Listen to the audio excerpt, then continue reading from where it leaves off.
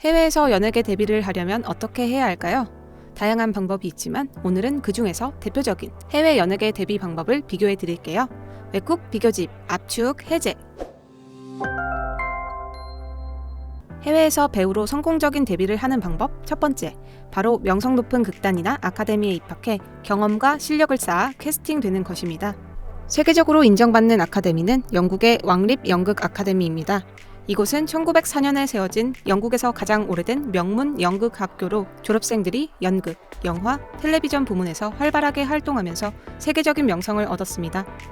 1920년 왕실의 특허를 받았으며 후원자는 무려 엘리자베스 2세 여왕입니다. 게다가 뮤지컬 마이 페어 레이디의 인세 수입으로 재정적인 혜택을 받아 강사진과 시설에 돈을 아끼지 않습니다. 매년 정원 30명의 인원만 뽑아 영국에서 가장 들어가기 힘든 학교인데요. 소수의 인원을 뛰어난 커리큘럼으로 교육하기 때문에 많은 배우 지망생들의 워너비 학교입니다.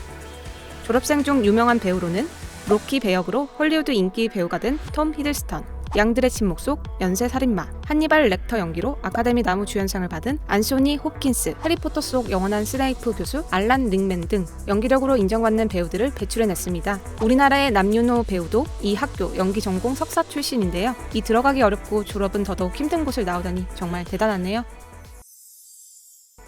두 번째로 알려드릴 해외 연예계 데뷔 방법으로는 가장 많은 케이스에 해당하는 오디션입니다. 오디션은 경력이 없더라도 역할에 따라 이미지가 맞으면 캐스팅될 수도 있다는 장점이 있는데요. 하지만 만약 할리우드 인기 배역의 오디션이라면 경우가 달라집니다. 난이도가 그야말로 헬 그 자체가 되어버리는데요. 현재 마블의 스파이더맨 역을 맡은 톰 홀랜드의 경우가 그러했습니다. 스파이더맨의 오디션 공지가 뜨자 어렸을 적부터 스파이더맨의 광팬이었던 그는 장점인 운동신경을 살려 백플립을 하는 자기소개 영상을 찍어보내 1차에 합격했습니다. 그 후에도 오디션은 총 8번이나 이어졌습니다.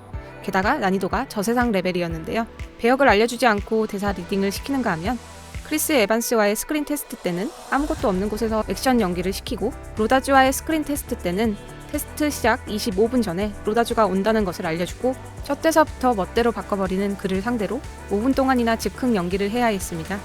이렇게 5달에 걸친 미친 난이도의 오디션에서 톰 홀랜드는 1500대 1의 경쟁률을 뚫고 스파이더맨 역할을 당당히 따내게 되었습니다.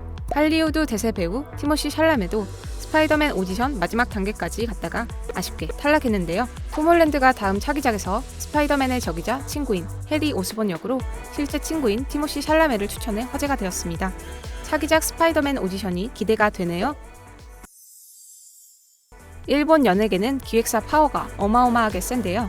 특히 일본 인기 남자 아이돌은 대부분 자니즈 사무소 소속입니다. 자니즈 사무소의 신입 연예인으로 들어가는 것을 입소라고 하는데요.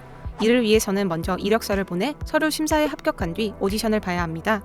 경력이랄 게 없는 갓난아기나 미취학 아동도 예외가 없습니다. 이력서에 사진을 붙이고 체중과 신장을 기재한 후 땡땡 병원 출생, 땡땡 유치원 졸업만으로 이력을 채운 이력서를 사무소로 보내게 되는데요. 아이들이 너무 어려 아무것도 모르기 때문에 대부분 부모나 형제들이 멋대로 써서 제출한다고 합니다.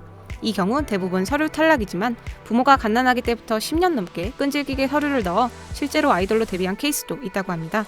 이력서와 오디션을 통과하게 되면 자니즈 주니어 활동부터 시작하게 되는데요.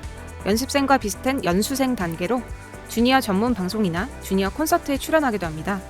활동 중에 사무소로부터 실력과 스타성을 인정받으면 드라마, 영화, 버라이어티 출연을 많이 하는 인기 주니어 노선이나 무대 공연을 중심으로 활동하는 실력파 주니어 노선으로 데뷔하게 됩니다. 중국도 한국처럼 기획사가 있고 이를 통해 데뷔하는데요.